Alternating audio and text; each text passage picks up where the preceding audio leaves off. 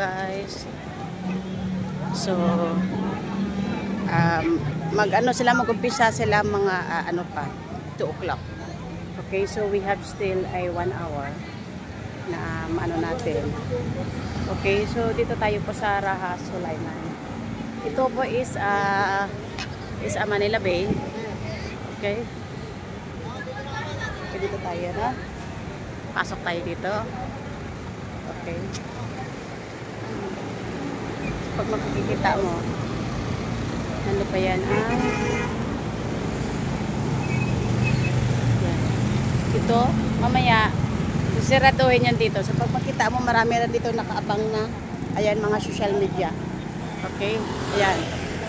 Naka-ready na rin yan lahat sila dito. Okay? So, ito ang Manila Bay.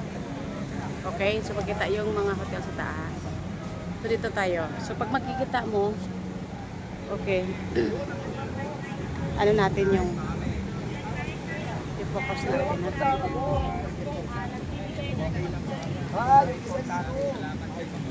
So, you can read this.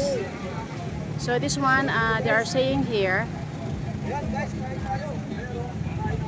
okay, United People Initiative. Okay? Kasi guys, yan. And then, labanan ang corruption, panagutin ang mga salarin. Tayo magsama-sama at magkaisa. So, they will start here around 2 o'clock in the afternoon. Okay?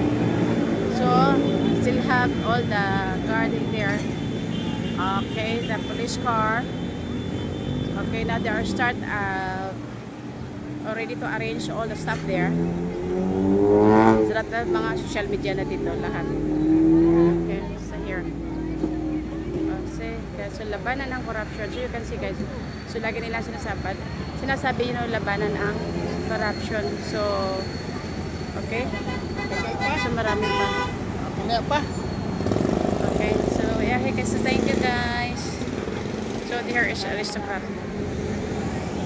So, we will wait for the countdown for this protest. We will see how the situation. So, it is afternoon here in Manila, Philippines. It's afternoon already here. So, I God bless you everyone and God bless people here in the Philippines also.